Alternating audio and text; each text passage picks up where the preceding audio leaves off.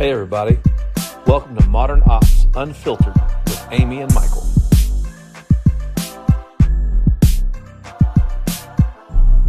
Cool. So today we have with us Courtney Woolum, right? Am I saying the last name correct? Yep. And super stoked to have her with us. I've known Courtney off and on at past Summit and stay connected on LinkedIn. So super pumped to have her here. Tell us about Courtney. Where are you from and what you're doing right now?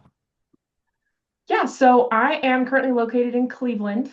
My main 8 to 5 is database administration. So I do the admin side, I do performance stuff, I do a lot of development. Been working a lot more with PowerShell and Octopus and getting all that kind of stuff wired up.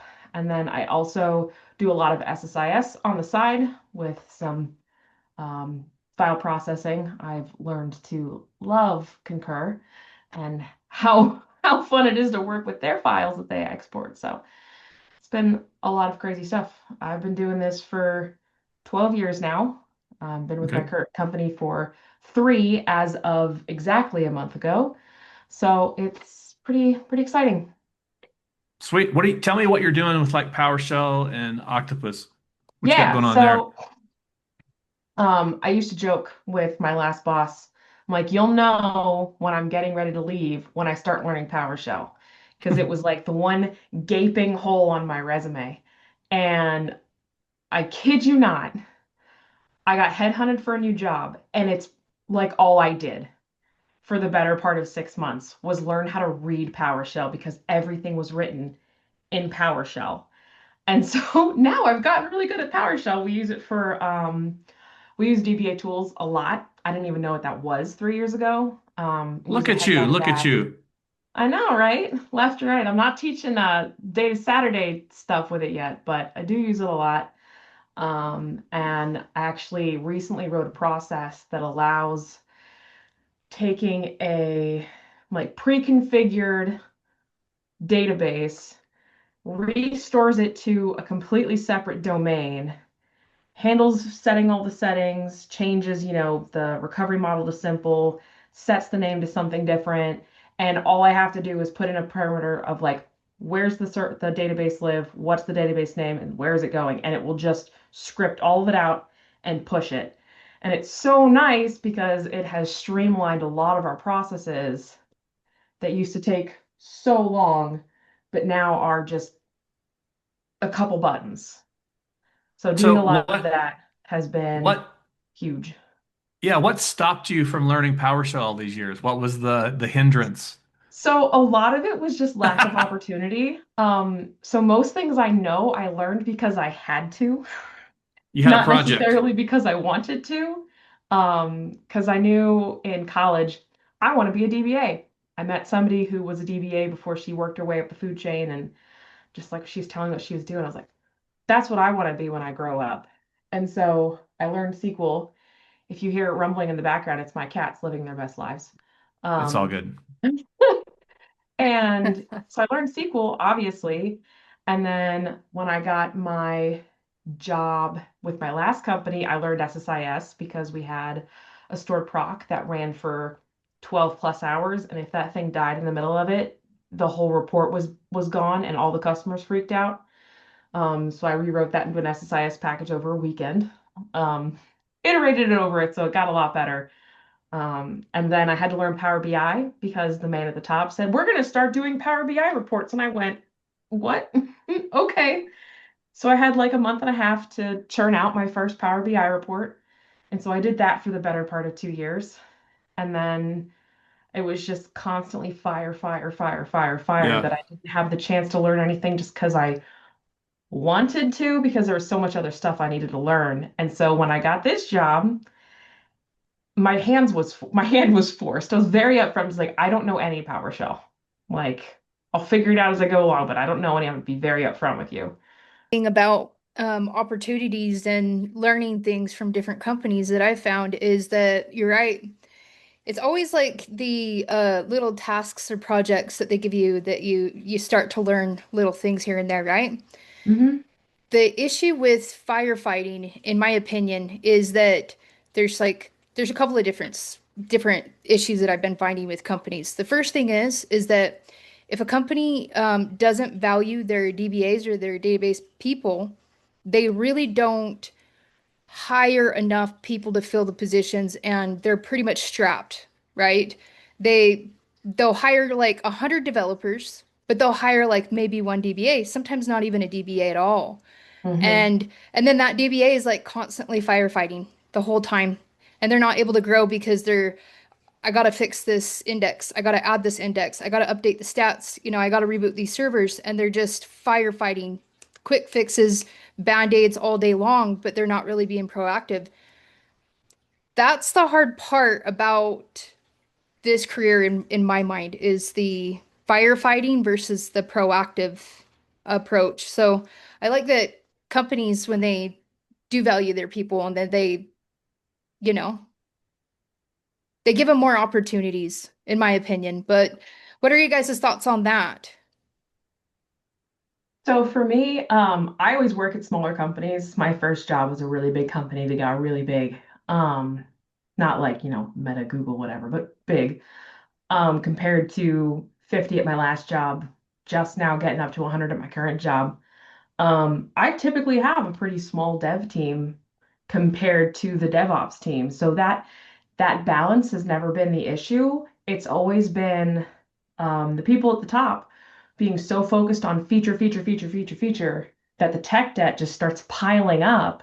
And so it's not even a situation where I don't have the time to do stuff so much as things that have always been bad just stay bad. And it's not for people not wanting to fix it. Like I know plenty of people who are like, let's go through and fix all this stuff. They're not given the runway to do anything with it.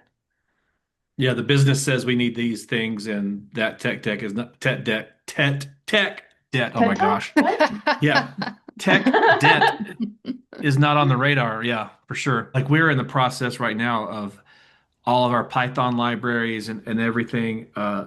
Most of our database platform is like out of support.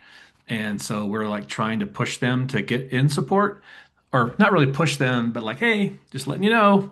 And so what's happened Mhm. is AWS swooped in and said, hey, your RDS instances are on the list to be auto upgraded within the next 2 months.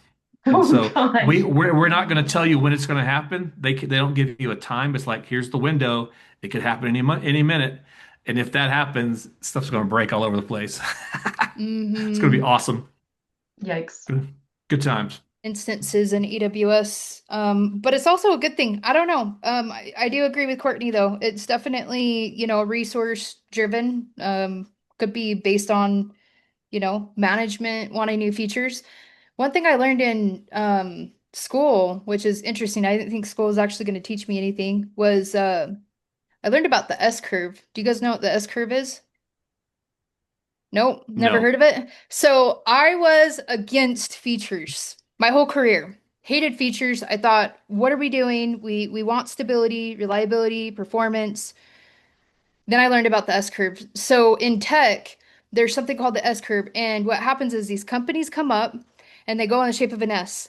And what happens is if you're not pushing out new features, you're not upgrading, you're not staying up with tech, then you can go down and then you stay down while other companies start to come up, and then you're no longer competitive. And so you have to have this competitive advantage. So it's like you have to balance features, your productivity, reliability, performance, but you also have to stay up in the market. It's really crazy. You should look it up. There's a science to it. There's also there's another thing that I learned, and it was like balancing the amount of developers you have. If you have too many, they're they're counterintuitive. It's too hard to get stuff done. If you have too less, then you don't have enough resources to get things done. But I hated features. And then I realized if a company's not pushing out features, they're not going to be able to stay in the market. And Yep. it's almost like you have to find that balance. But unfortunately, some product people in management don't balance that out. And so you're constantly on fire, getting new features out, they're breaking versus features that are good.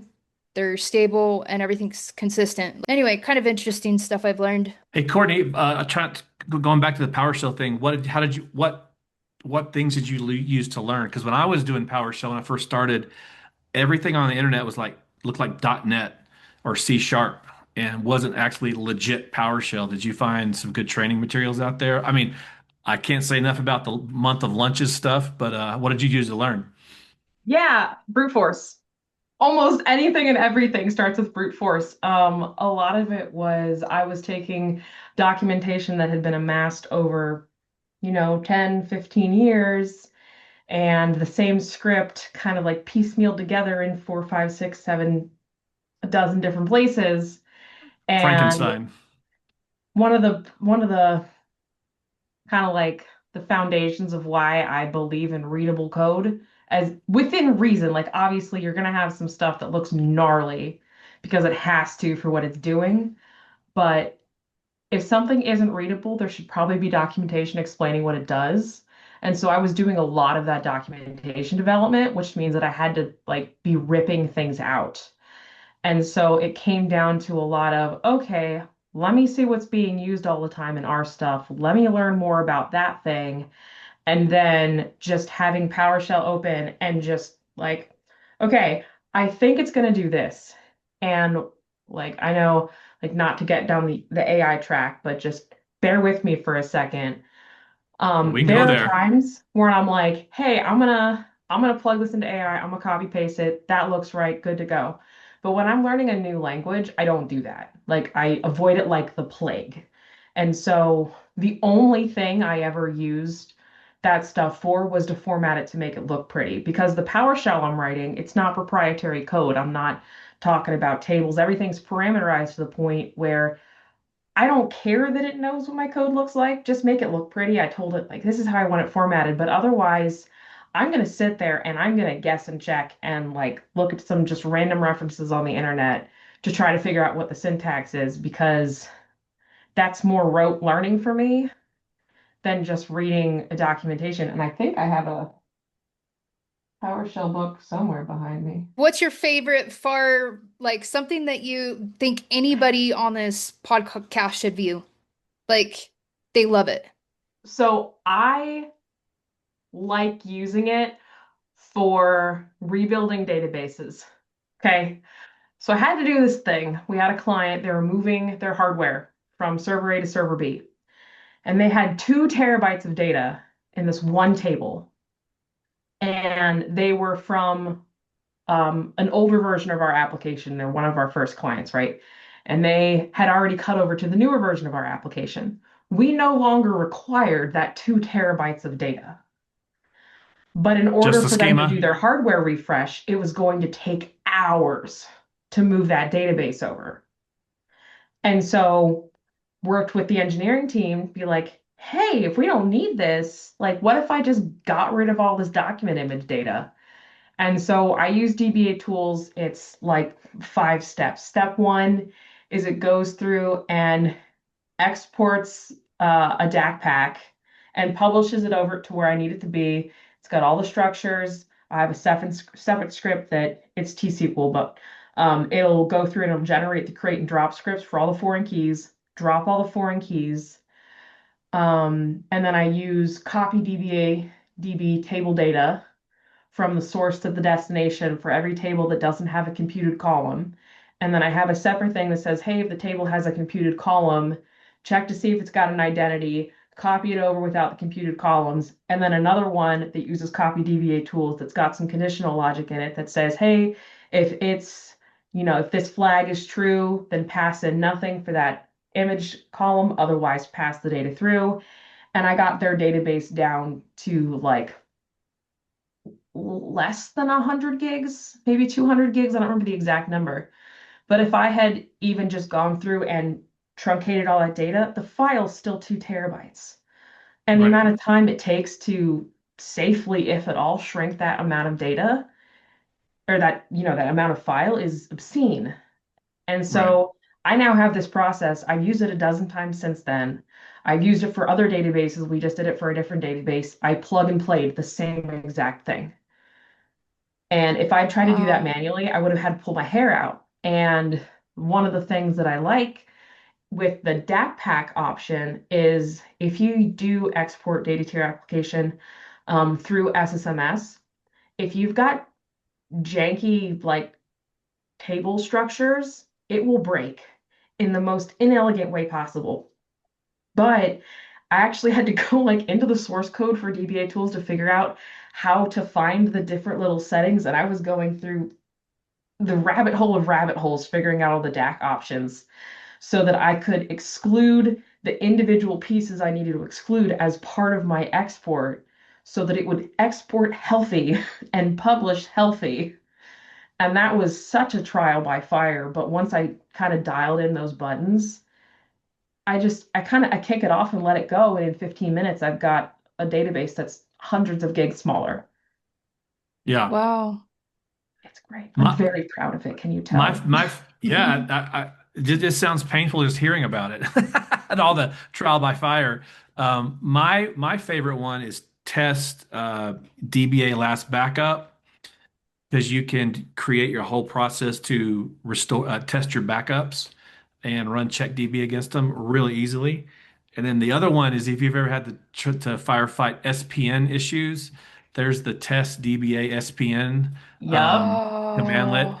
and it spits because I suck at that SPN syntax when you have to fix it. We have to set them, and Uh-huh. it cranks it out for you perfectly formatted and tells you ones which are applied, which aren't. That one has saved me a ton of time. That the test SPN DBA SPN. Yep. We just had to use the new one. So they put out a new one, I think in like December called Test DBA Hmm. Kerberos. Yes. Oh, I'm And gonna have to that try has been these. so helpful for us figuring out some domain trust stuff that we're exploring. And because the Kerberos tool that Microsoft has doesn't support 2022. So Mm. it's useless when I'm trying to figure out Kerberos authentication problems. That Um, Kerberos configuration manager, is that what you're talking mhm. about? Yeah, yeah, Yeah. yeah. That was good, but yeah, I think it's not working on the new server. That's Yep, stupid. no. And I'm pretty sure that there's like explicitly a note that says this will not be updated to support. Nice. Yeah. So Thanks, when I Microsoft. so conveniently needed it all of 2 weeks ago, and it's just like, look, a cool thing. I go to run it in my environment, and it's just like that doesn't exist. So sure enough, my version of DBA tools was out of date enough that it didn't even know that was an option yet. So Right. yay, new tools. Right on, right on. This is a guy asking this next question. So I'm kind of proud of this question, but I thought you would be a great person to answer this. So, what's it like being a female in IT? What challenges have you faced, and what would you say to women considering getting into IT? So this is a fun one.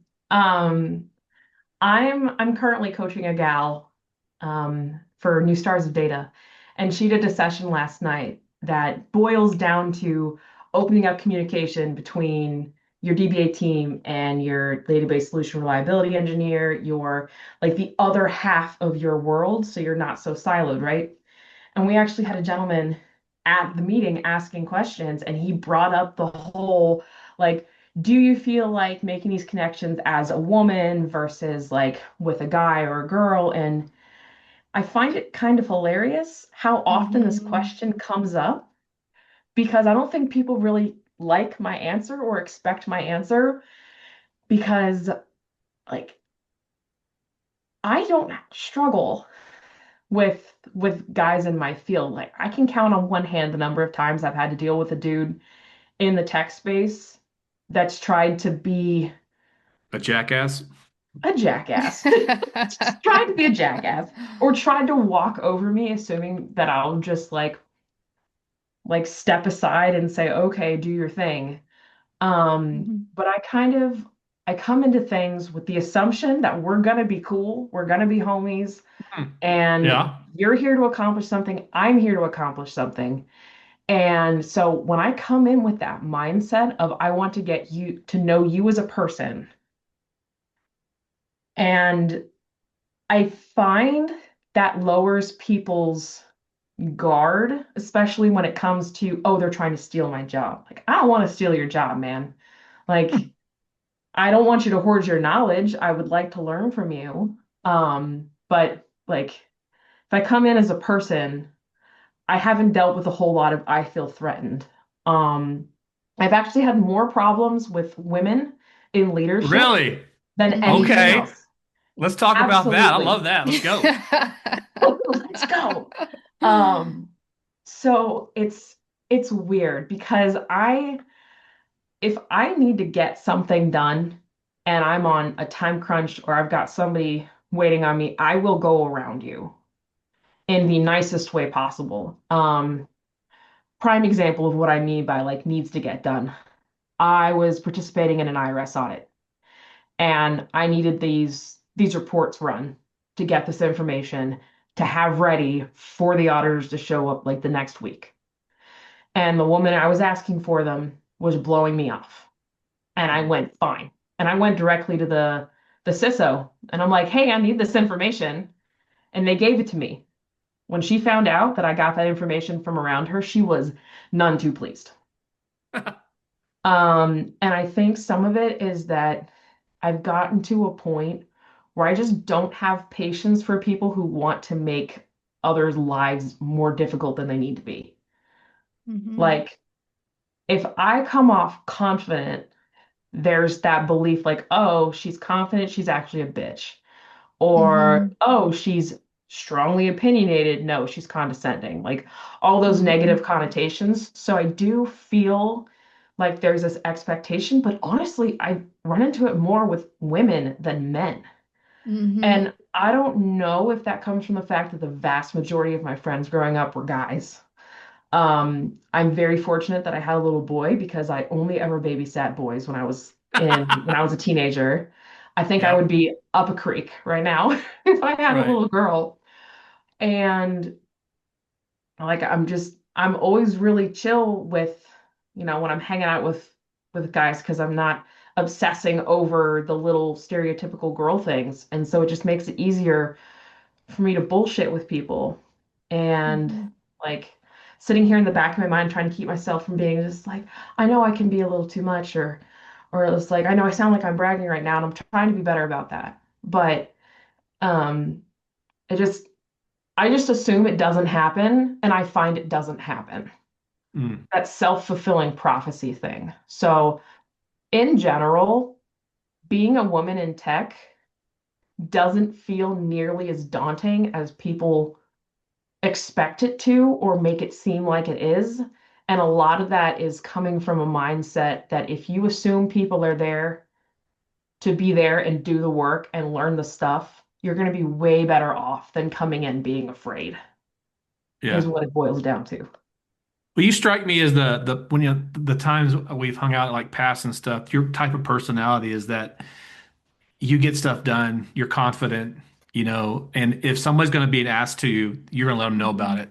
And that's Yep. not a bad thing. I mean, no, nobody wants to get steamrolled. And so guy, girl, whoever, so, I think that's pretty cool. Good. I mean, I thought I'm glad you shared that because I would have never thought that other women would be bitchy with, other female Yeah, Amy, colleagues. have you run into that? Oh, yeah. So I think it depends. I think the only time I've ever had problem with working with men, I actually prefer to work with men most of the time, is that if a guy has a little man complex where they're the bodybuilding type, where they're like very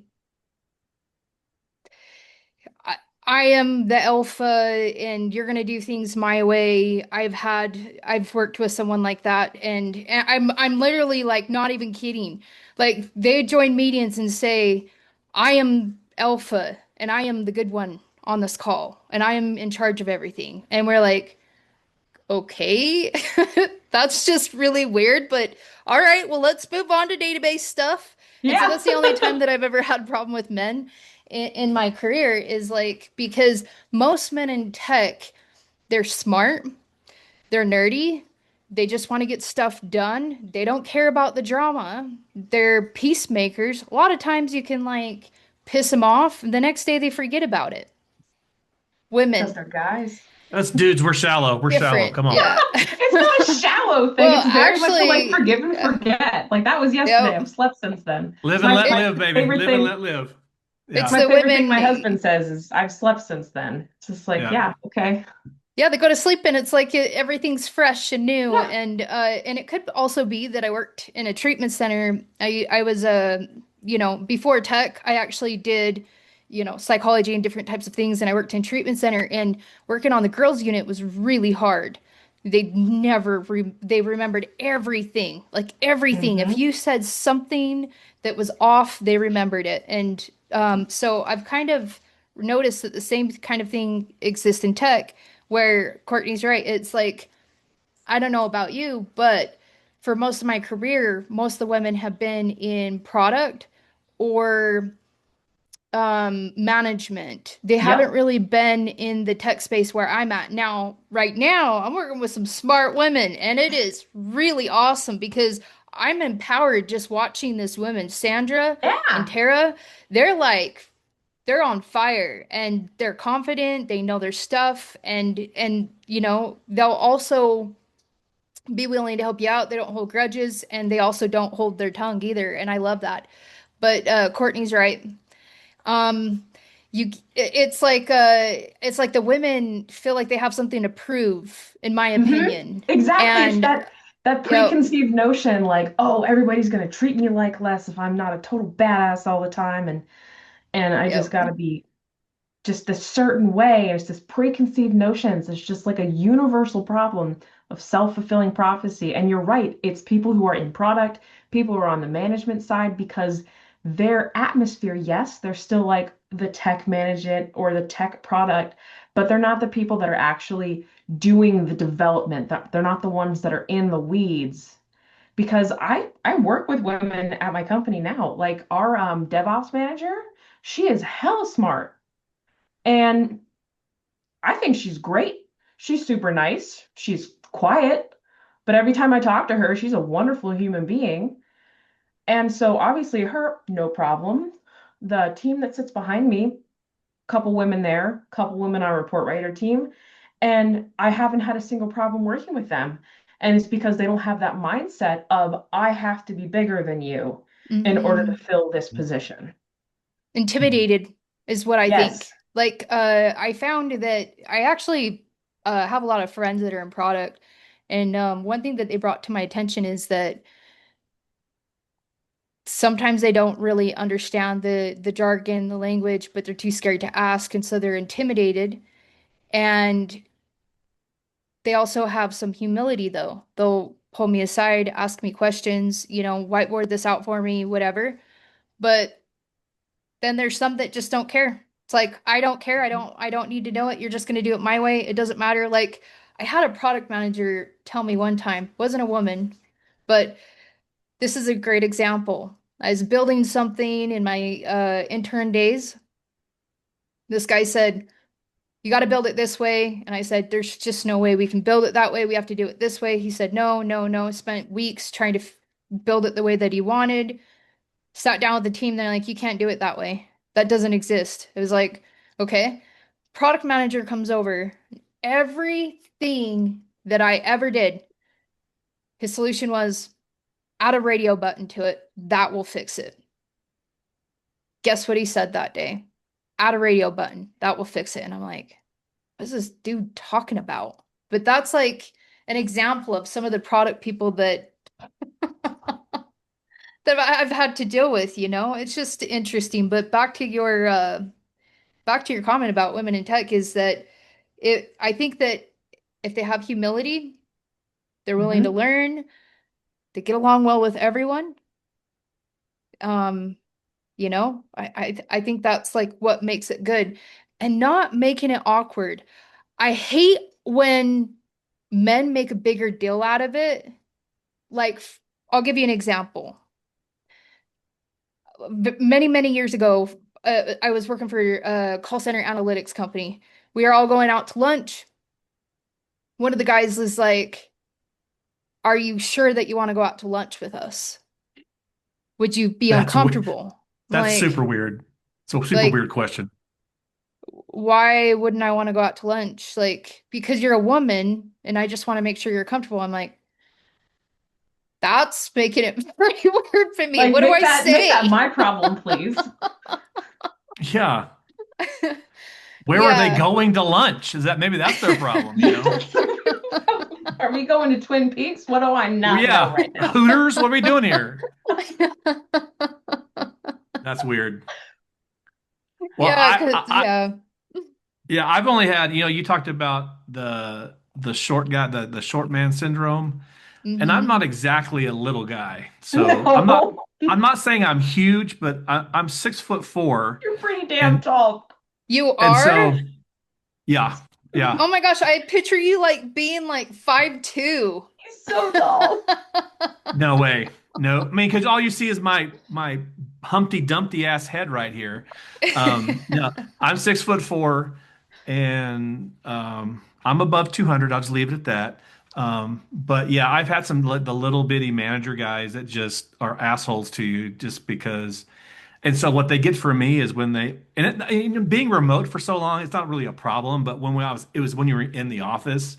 And so Hmm. when I kind of found those guys who were like that, whenever I would shake their hand, I would just crush their hand because I thought they were the biggest jackasses. And anyway, yeah. So that's been a problem my entire like I was at a gas station when I lived in California. I was in Palos Verdes, California. I'm getting gas in my car. The guy on the other side, little bitty guy, I was waiting for the gas pump and he throws the gas pump down. He goes, "You want to go?" And I'm like, "What? No, I don't want to go. I want to fill my I car want up." to go away. But yeah, I've had a couple. There's been two or three instances in my life where just being a big guy, some people just want to pick a fight, and it's just really weird. Hmm. And Yeah. I'm just a kind of a big teddy bear. I don't roll that way. So yeah, Amy, I'm definitely not 5'2". I promise you that. So Well, that's good that you're warning me because I'll be, like, where is he? I know he's here at the yeah, yeah, conference. Let me look yeah. up now. Blocking the sun as I walk in. So yeah. Well, Anyway, what's your experience been like? I would like to know from a woman's perspective, like looking from your point of view, how has it been for you working with men versus women in tech? And what has your perspective been from a man's point of view? Because I don't think I've ever heard anything from Me anyone. neither. I worked at one place where I did have a fellow like kind of on the same level. Like we had a place where we had multiple principal DBAs, which I thought was kind of weird. There's like five of them. Like, and Oh, anyway, oh, thank you. but if you ever questioned what they were doing, like why are you doing that? It turned into it never really ended well. Um, And I don't think I questioned it. I hopefully I didn't. I mean, I want to reflect on that, but I don't think I was like being a jackass, overlord douchebag. But we had a lot of like it felt like there was trying to make up for maybe some lack of technical skill with bravado from her.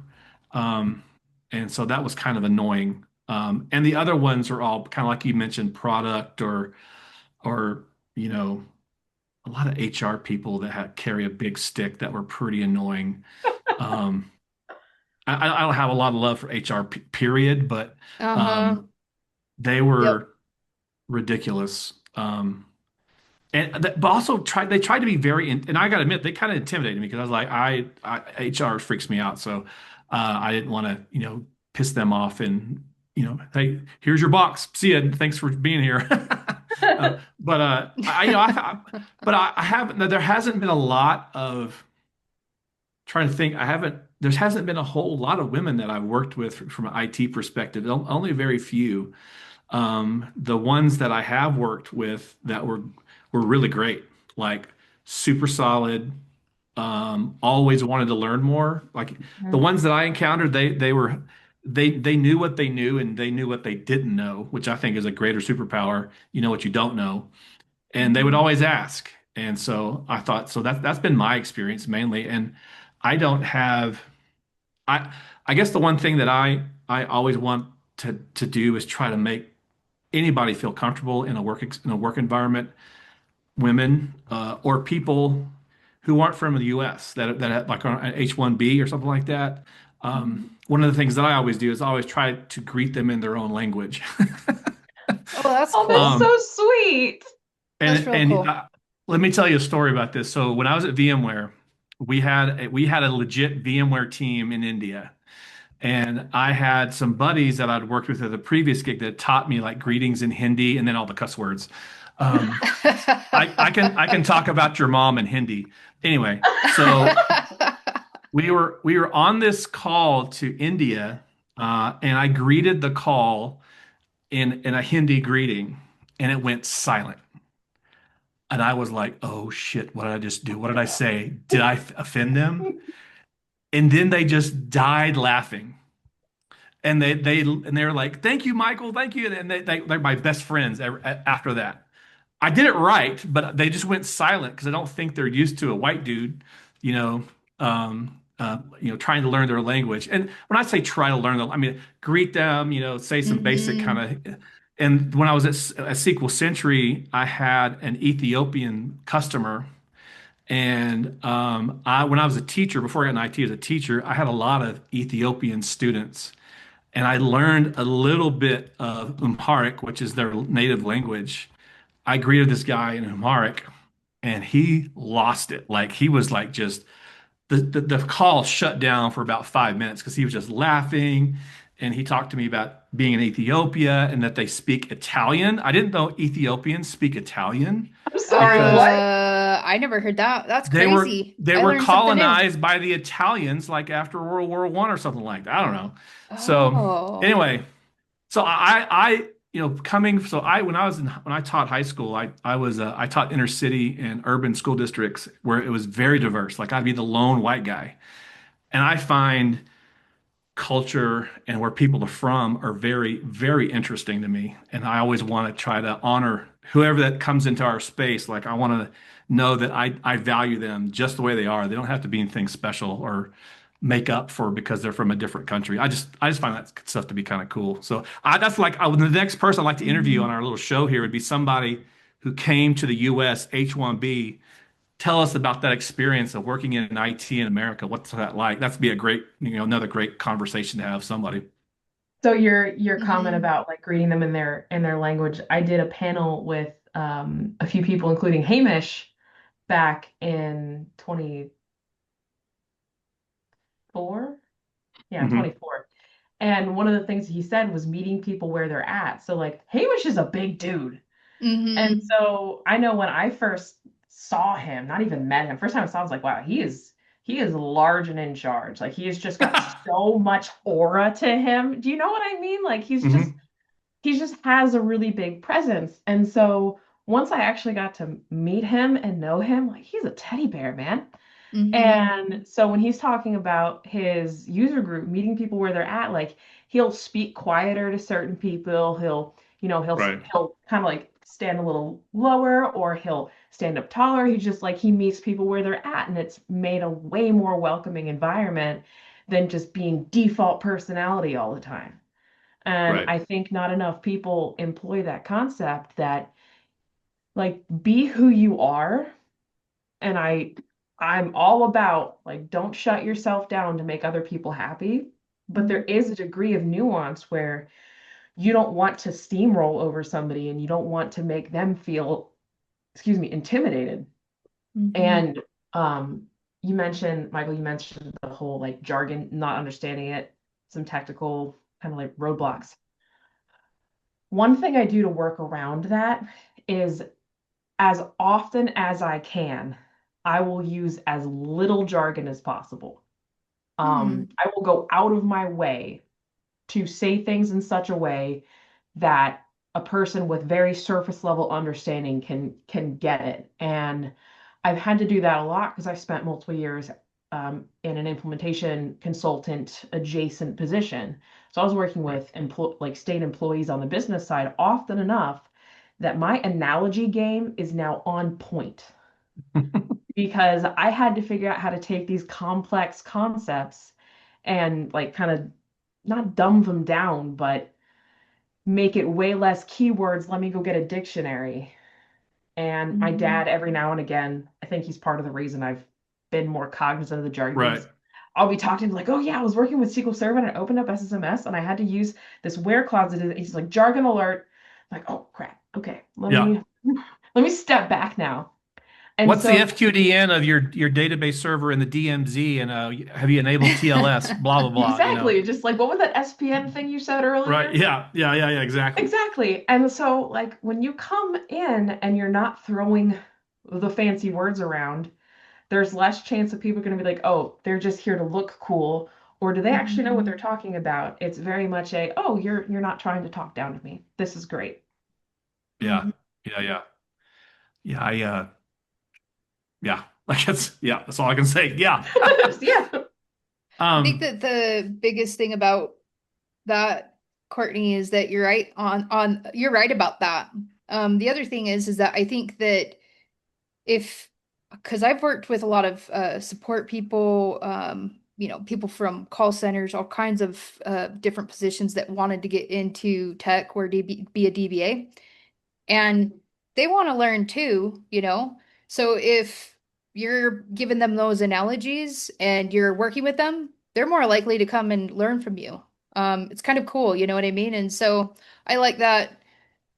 I like that reminder that it's nice to slow down, work with people, talk to the people like they're humans because they want to learn too. And then, the breaking it down, the analogy thing, I I don't know. It's sometimes I think it's hard to even talk with my family with tech about tech at all. So when it comes to my family, we don't talk tech at all, period. Just because it's too hard. Like one time my mother-in-law asked me what I did for work, and my husband's like, don't even do I'll that. go there. But yeah, I agree. I think that's a good reminder, especially with some of us that work with people that may not even understand what we're Yeah. talking about. Did you guys watch Friends, the No. show at Friends? Hmm. If you didn't, okay, if you didn't watch it, but they're always asking Chandler, like, what is your job? What do you do? And he Hmm. explained it one day, like he's in data processing, blah, blah, blah, something, something, something. And they're like, they all zoned out. And I just kind of explained to my wife, because my wife doesn't really know what I do. And I remember Chandler when he explained what his job, that's what I do. And so that's how she explains to people what I do. She refers them to the Friends. I mean, because when Friends was hot, we were still in college. So that's kind of in our kind of a vocabulary of cool shows we watched back in the day, because I'm a little older than you guys. So, but anyway, let's segue. Let's segue here. So we're kind of talking soft skills stuff. So you mentioned, Courtney, when we were talking earlier on Slack today, something to talk about. How do you get dev and DB people collaborating or talking or working? What's your magic sauce that you got there for us? What's your nugget of wisdom? Um, I'm I'm a big believer that you should get to know people before you need them to be professionals. So we have a whiteboard up at my office. Not this one, the big one. Of like out of context quotes that people have said. Hmm. And I have one up on the board right now that says make them cry. Because I was having a conversation with one of our implementers who was upset that we had a client like visibly sobbing when one of my coworkers was leaving to go to a different opportunity because she was so upset. She built this rapport, and he's like, this is, not acceptable. This is inappropriate behavior. And I was like, no, this is perfect. This is the kind of reaction you want. Hmm. Because I remember I've had a lot of dental like trauma. I had a dentist when I was in high school, like completely tear apart the left side of my mouth. I couldn't eat anything cold or really hot on that side of my mouth. So I'm very sketched about dentists. My insurance suddenly was no longer accepted at my dental office. And she's the first dentist I've had in years where I felt comfortable. I was crying. At one point, I was like, I have to cancel my next appointment. It was so embarrassing. But it's just like when they have those sort of reactions to you, it makes it easier if you ever need them to bend, like, hey, we had a bit of a road bump. We need to push this another week. There's less of this, oh, they're just treating me like a customer. They think they can get away with the world. And it's more of a, I get it. We're all people, we're all human. Um, so establishing that connection earlier rather than later. Um, so that's part of it is just trying to get them to know them as people. And then a lot of it is building trust.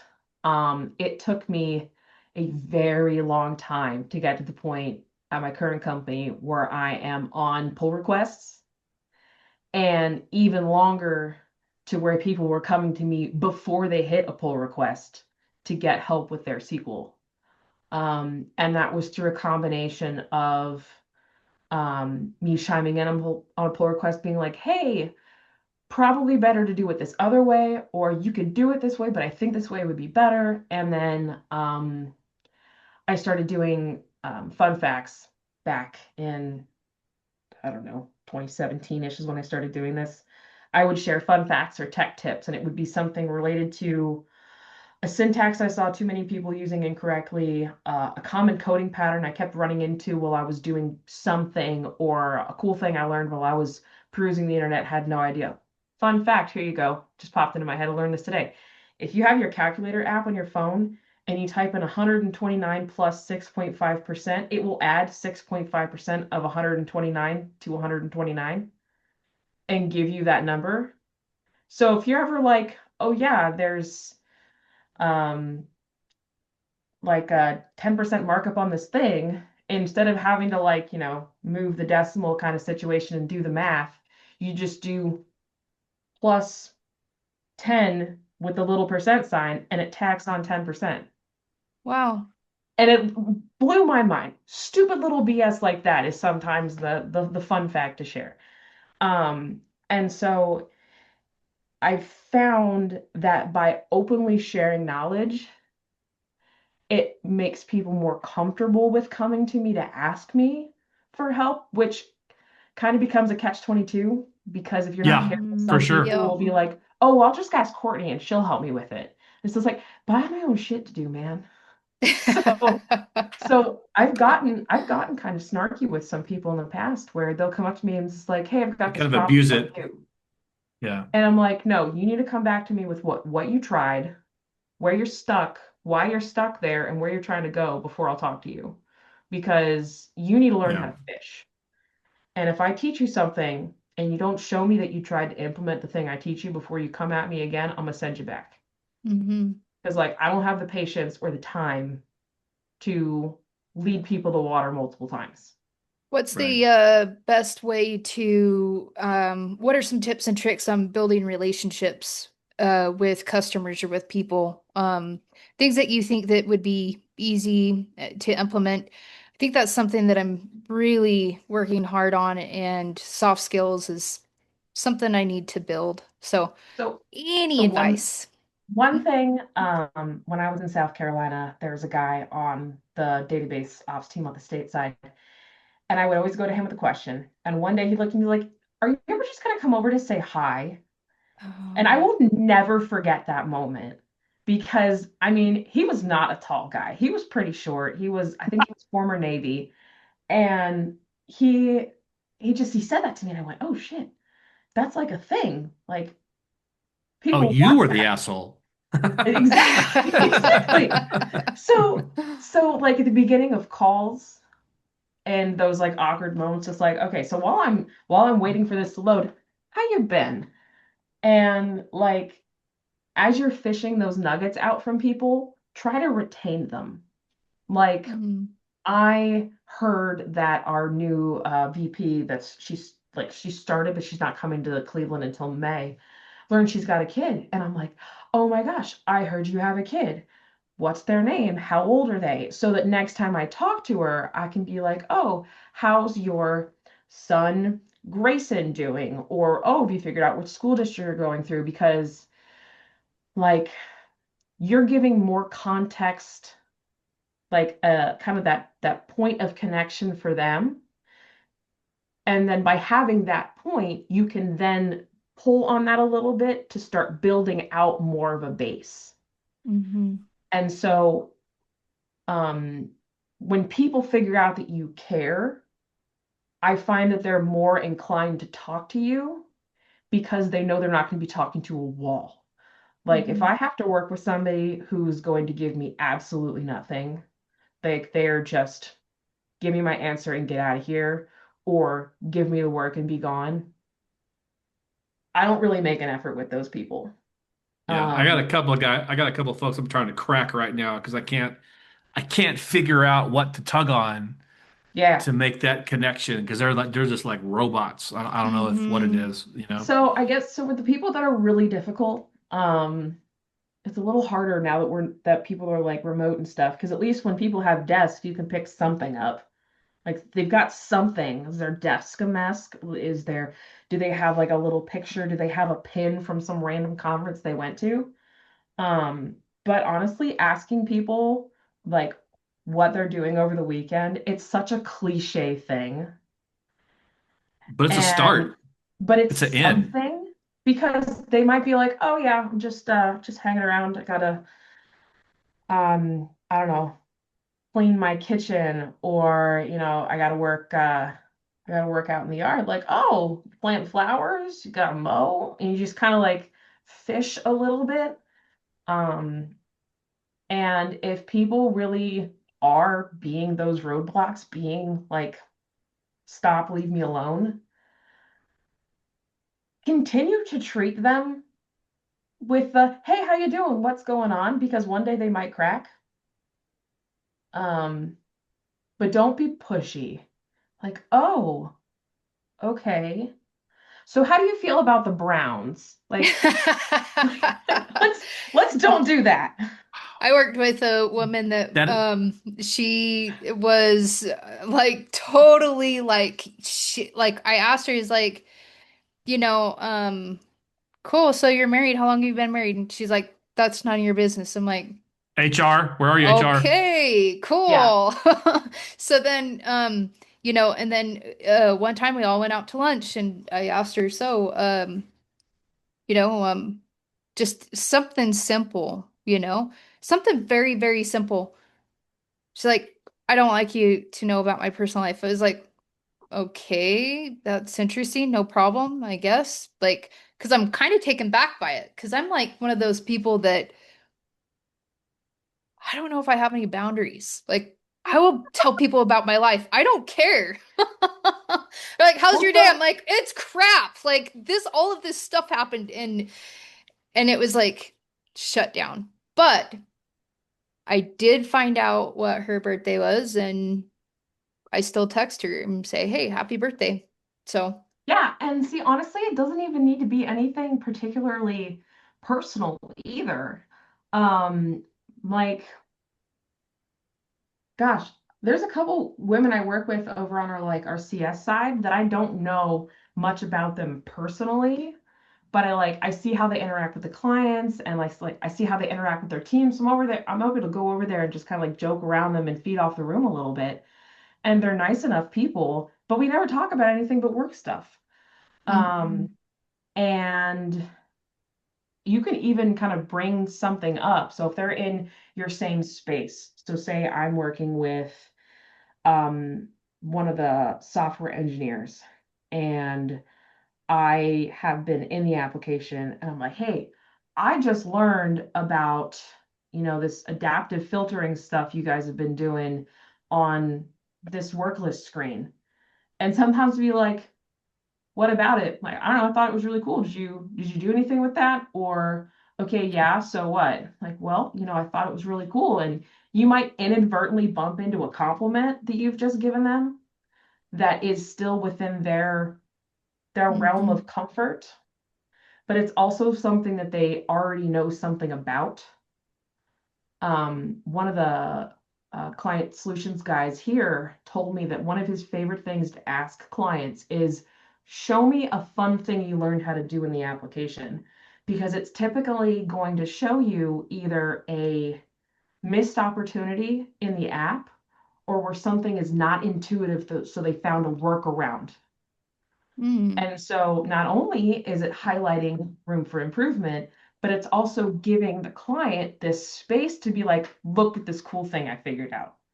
So now they have brought something to the table of their own volition. Right. I like that. So maybe even what have you been working on lately? I know we've got this and this coming up in the next sprint, or what have you. It doesn't have to be personal for people who are like, don't talk to me about my kids. Mm-hmm. Yeah. I kind of lean into and this is kind of a crutch. This is a lame excuse, but I lean into the I'm from Dallas, Texas thing, the Texan vibe. Because when I hear myself on a recording after I've been talking to people, it's like, man, I sound like a country bumpkin sometimes. But I lean into that a lot. I will say that I've never heard a reference on any call to the effing Browns. So that What's the speaks to Browns? where, yeah, that speaks to where Courtney lives. And now that I moved to Colorado, so I'm kind of a lone Dallas Cowboy fan. I'm outnumbered now, so but yeah, I thought it was pretty awesome when you mentioned the Browns. I was like, wow, I've never heard that ever. So that's awesome. I don't watch football. Like if I'm with other people that are watching football, Yeah, I will watch football. And when I lived in Denver, I actually watched a Super Bowl. I don't know, but I was in a hotel and I was watching the Super Bowl and people were all excited. And I'm like, I'm excited because things are happening and I understand that we just won and cool story, bro. But just like yeah, the Browns is an actual joke. yeah, Like people use it as the butt of a joke all the time. And right, so I feel like I've heard it often enough just in the wind that it was honestly this is the first thing that popped into my head because it is not something I've ever used in normal right. conversation. Just like, You I don't know dropped what to say right now. you dropped your super hip football reference, so you're all good. Yeah, I yeah, that's think it cool. fit. Yeah, awesome. All right, so let me ask you this. How is AI shaping your work? Or is it? Or is it not? No, it is. Amy hates AI, by the way, so we'll just put that out So there. I had a conversation with Courtney about AI today, but I'll Yeah. let Courtney say what she has to say first, and then maybe I'll share a little special treat with you. Um, so AI has been kind of helping me along, like I mentioned, that I don't use it when I'm learning a new programming language to figure out syntax because I'd rather brute force it for a while. Well, I was recently given a license for Claude Code because I told my boss, hey man, I want to start doing more backlog for our reports. Things that are these big, massive, complex queries that take forever to run, inconsistent performance. I want to help figure out what's going on here. And he's like, let's get you a license for Claude Code. Done. Sweet. And so I've used it by anonymizing SQL and stuff because I never give it proprietary like company code. I don't do that. It's probably a little bit too paranoid, but that's why I Yeah, you're said paranoid. PowerShell's fine. It's not actual database names, whatever. So now that I've got Cloud Code, I'm actually giving it SQL. I have a local host with all test data that I have it run stuff against, and I use it to primarily understand what's going on. I've given it something to be like, can you document this for me? Because I don't know what's happening right now. One thing I used it for recently was I want you to go connect to my report server database. I want you to tell me how long these reports run for all these clients, which reports are the worst performing across the board, which clients are receiving the worst performance in general, what are the most executed reports. And it was able to go through and do that analysis that would have taken me so long. Hmm. So I know where to start. So I'm a firm believer that it can handle the grunt work real good, Hmm. but it's very much a garbage in, garbage out situation. Like you set it up for success. So the more work you put in ahead of time, the better your output's going to be on the back end. So when I'm sitting here and I just give it a script, I'm like, hey, here's my script, here's my test database, go rewrite this. I'm at about a 9 out of 10 times it gives me something worse. Comparable maybe, but typically worse. And it's because it has these preconceived notions of like, oh, this is better than that, and this is always better than this. And like IT is very, it depends. Everybody hates hearing it, but it's the truth. It's very, Hmm. it depends. And so all of these notions I have, like, oh, I'm so against doing X, Y, and Z. Like, I can't be like that because there's situations where it has to be that way and there's reasons for it. And so having that domain knowledge is really important, but also having that lived experience is important. So the one time I gave it a script and it was able to do it successfully in like the first or second iteration was, here's the script. It's backwards. Flip it for me, because they were like doing everything into CTEs at the top and then filtering at the bottom instead of doing like proper filtering at the same time or Hmm. earlier.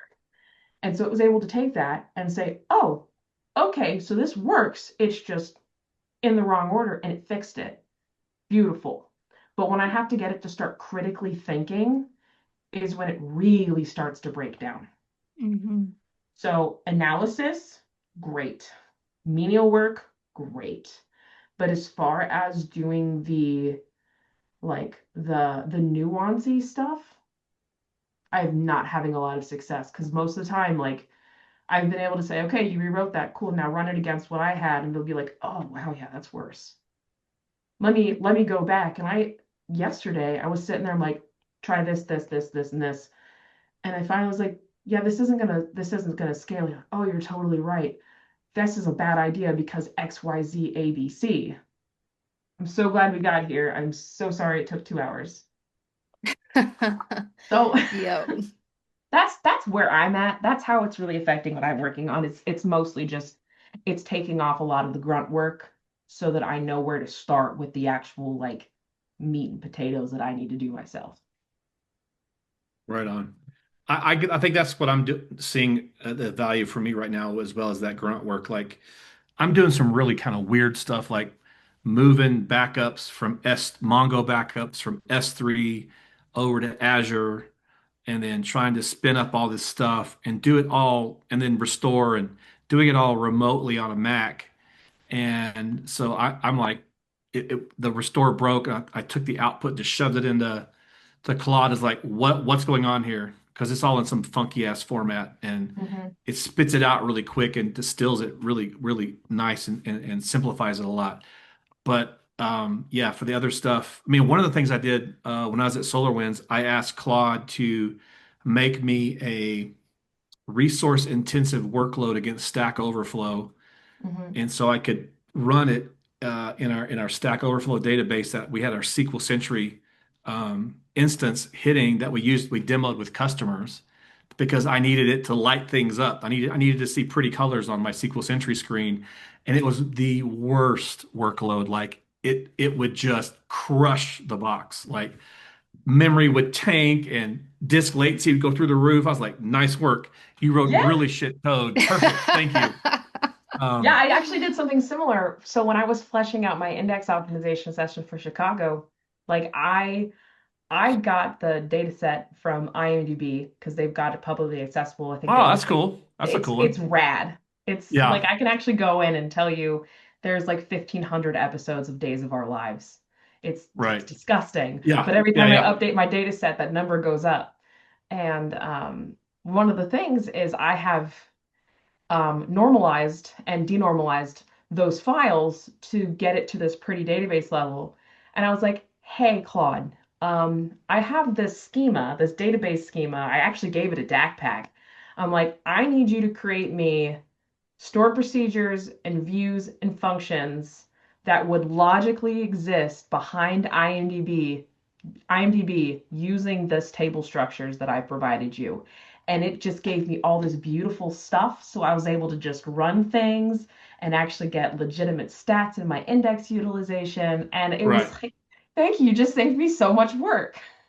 right, Yep. So very similar. right on. Excellent. Yep. Let me tell you about AI today because it's probably the only time that I'll ever say that it was useful. I I mean, I'm coming around. It just depends. I feel like sometimes I could, if I just do it myself, then it saves me a lot of time. So I'm a little sour about that. But today it did come in handy. It was pretty crazy. I'm also conflicted about it. So, my dog face pufferfish, Snoop, has been sick. And Your what? my What? dog face puffer. What is that? It's a type of fish, Michael. It's a Okay. type of Whoa. fish, yeah. So Fish. it's a puffer fish and it looks like a dog and it has a tail and everything in it and it wags its tail and it loves to eat and it loves to sit on rocks and take naps. It's like the Okay. coolest thing ever. But he's been sick and I was doing a bunch of research and a lot of tank people that have tanks are probably going to understand when I say ick. Ick is a known disease for fish and generally is treatable. It's almost everybody gets ick in their tank because it's easy. Stress, temperature fluctuations or whatever. Just randomly my snoop got white spots. I thought, okay, it's got ick. Watch some videos on it. Guess what they tell you? Turn up the temperatures on your tank to 85 degrees. It's like, okay, cool. Started noticing he was getting worse, even with treatment, and you can't treat him with copper, which is normally what you do with fish. Long story short, Is that what AI told you to do? Was to turn up the? no, I was actually literally watching fish videos on Oh, YouTube okay. because this is literally how Doing you it the treat old-fashioned way. fish. Yeah. Right. Well, I was watching a video last night and I come across the veterinarian video and they're showing what the disease looks like on these fish and they said it's really hard to treat unless you actually know what it is. So I'm like, cool, I'm gonna order me a microscope. I'm gonna order one. So I ordered one, made sure it was overnighted, got it this morning, scraped my fish, put it on a slide, looked at the microscope. What the heck? How do I even figure out what this is? Put it in AI. It says, this is from my dog face puffer that's sick. He's a saltwater fish. Tell me what you think this disease is. It says, it's probably a stylus. I think that's how you say it. It's probably a stylus. At first, it's like, we're not going to treat it. We're not going to give you any advice. Or I said, shut up and just tell me what it is. So then it throws out this thing and it says, it's probably a stylus. I look it up. I'm researching it. Guess what? A stylus is completely opposite. You're not supposed to crank up the heat. It's a bacterial type thing. It will kill your fish because you're supposed to crank down the heat down to 73 degrees. If you crank it up, it actually makes it hard to breathe. It's going to kill your fish. So I was conflicted. I was like, is it AI? Like, do I trust AI? Like, do I crank down the heat? Do I crank up the heat? How do I treat my fish? I'm sure that doctors are having this same thing where they see cancer scans or whatever. It was Mhm. useful, but I was like, I'm still paralyzed with fear on what do I do? I'm like, how do I treat my fish? I don't know. There's nobody that knows anything. Nobody has a dog face puffer that's ever had this. It seems like it's really hard to find information. So if you guys have Dog face information on dog puffer. face puffer, I wish but I had that random knowledge for you. yeah, it Sorry. was like, Can't help you. well, the thing is like people that are using AI, they have this paralyzed fear. And I'm sure, because I was thinking about it today, I'm like, do I trust it? Do I move forward? How do I move forward with it? And some people get that paralyzed fear where they just don't do anything. And then it's too late, like upgrading your SQL Server when you have security vulnerabilities, they get too scared, so they just don't do anything. I'm sure that people that are using the AI are having the same approach. If you've seen a scan and you were a doctor, you threw it into AI and it said, this patient possibly has cancer, like, would you actually use that knowledge? I'm sure people are having this conflicting thing with AI, but I wanted to know what your guys' thoughts were. I actually had an My argument with Claude last week. It's just like it was telling me to disable all of my indexes on like is deleted flags. And like I was firmly in the boat of there's no reason to have an index on an is deleted column. Like there's no reason for it. And at one point somebody like, well, no, there isn't necessarily no reason ever that, it depends. And I'm like, oh, okay, all Hmm. right, whatever. So I kind of I got over myself about it, right? So I see them, they make me uncomfortable, and they just kind of exist. Well, I was doing some index analysis on this table, and I wrote it down so I didn't forget that I did it. But I was just like, you're saying to do this, but I don't want to because X, Y, and Z is just like, yeah, but counter arguments. And I'm like, okay, but here are my concerns based on those counter arguments. And we went back and forth. And I finally got to the point where it was like, you know what? Fuck it.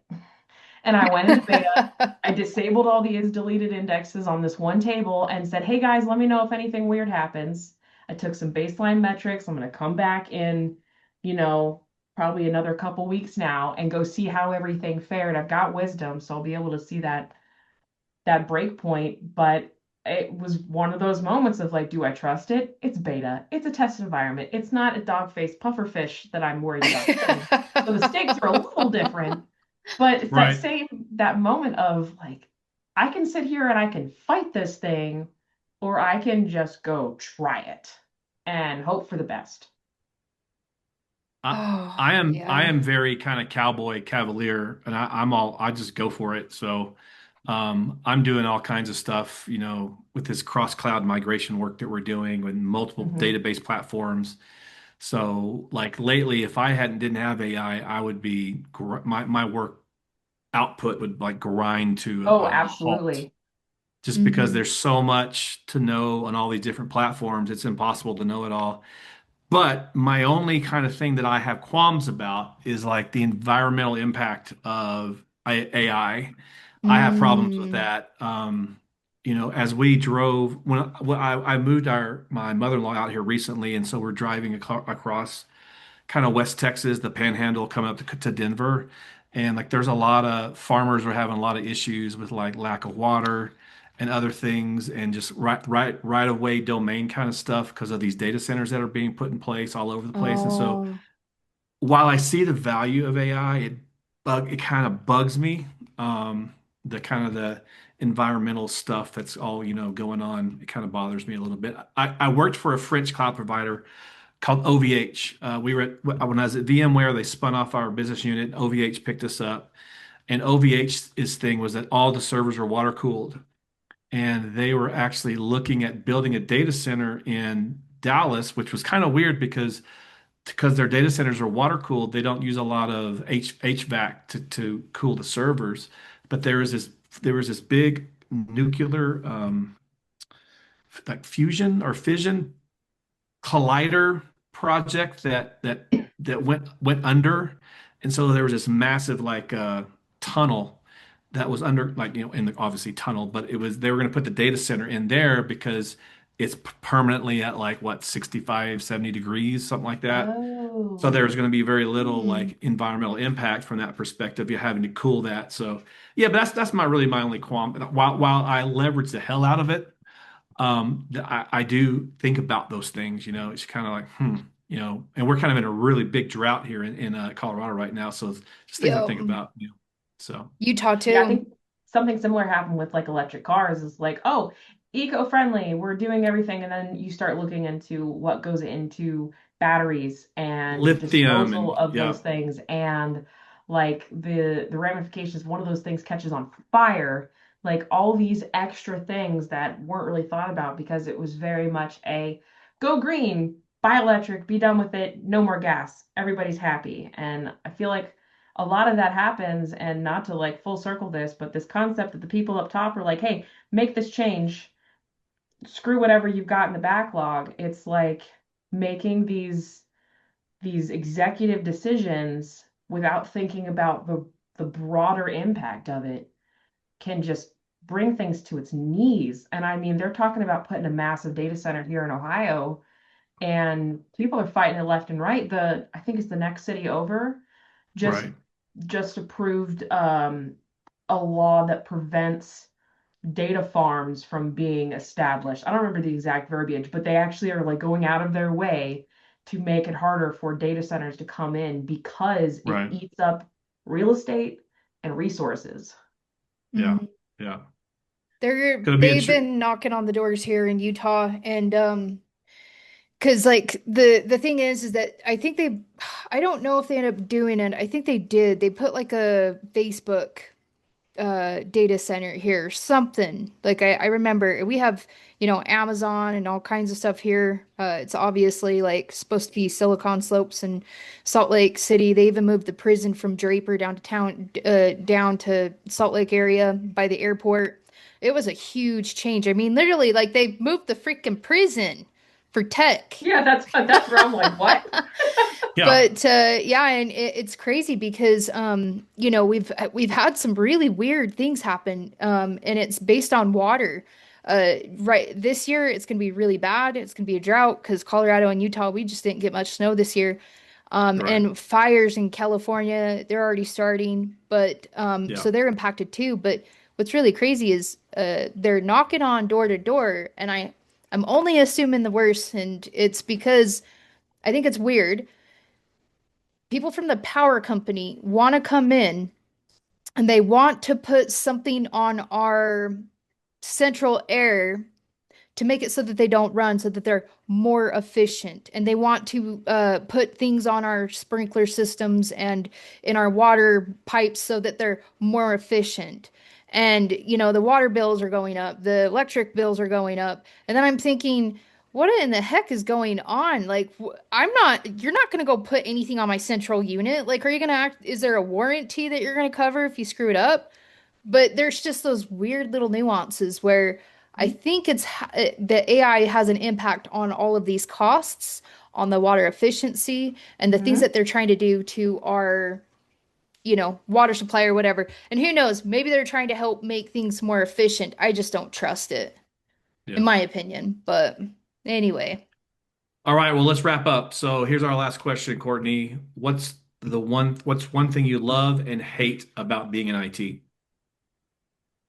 Oh man. I love that there's so much to know. Not even so much to know, but there's so much to learn. Um, I I I have an ever-growing, never-ending list. Every time I feel like I've caught up on all the things that I want to know or want to learn or need to catch up on, it's just more things have been added to it. So I really appreciate the fact that I don't feel like I'm in an industry where one day I'm going to be like, well, what else is there? Like I've learned all the things to learn. Right. But I think one of the hardest things about being in IT is the fact that there's so much change constantly happening, and people are so quickly influenced by the big fancy buzzwords, Mhm. um, that you're forced into situations where you have to learn at the speed of sound, and you're not given the opportunity to learn it correctly. And then you spend all this time learning something just enough to get by, only to find out that it's now, you know, yesterday's trash, right? Right. So it's very hard to stay ahead of things because there's so much to know. Um, but I definitely love working in IT. I never saw myself working in IT. I was going to go be a music teacher, and now here I am. I did So that. it's, huh? I did that. I was a music teacher Yeah, in high school. Yeah. that's awesome. Yeah, so I was going to teach high school music, and just I got concussed. I wasn't able to play my instruments for 6+ months, and so I had to take a left turn. And it's just I get asked the question, whether directly or indirectly, it's like, are you worried AI is going to take your job? And knock on wood, no, I'm not. No, I'm I'm Mhm. not really either. not, because Mhm. there's so much to know, and all of that knowledge that's just kind of built up over the years. You can't just replace that. Yeah. Um, so yeah, in general, I love what I do. I really do. People are like, what do you do for a living? I was like, how much would you like to know? That's That's I like that's to where cool. say I'm I like to say I like my job. I don't dread it. Like I had a job where I loved it, which was the music thing, at. and it Uh-huh. just about killed me because that's all I did and all I thought about. And I like to be able to like finish my day and be done with it. Like Amy and I have talked about it. Like Amy's building her home lab, and I'm like, hell no, I'm not building a home lab. Shit, if you ain't paying me, I ain't doing it. So, you know, Yeah, so I've got my core job. I do some stuff on the side just in my spare time, and kind of a project by project basis we're working on right now. Um, But like, I've got a cross stitch project I'm working on for my best friend whose Oh, birthday that's was cool. totally last week, but it'll probably get there in 3 months. I've got a craft room. I like doing flower arranging. So There I you go. definitely, I'm not the person. I've never built my own PC. I do not have a VPN to my house. Let's Um, go. I'm with you. I have a yellow giant networking all-in-one for dummies book right there because networking is so confusing to me. It's like Thank I you. am I feel not like a that person. networking moron. Yes. Nobody understands Yes. It's networking. like I love what I do, but I also don't live and breathe it. Not to the extent Yeah. that a lot of people do. Yeah. Mhm. Yeah. Right on. Well, Courtney, thank you so much. I think we'll wrap it up here. We'll be gone an hour, so this has been a lot of fun. So I hope you Thanks enjoyed for it as having well. me.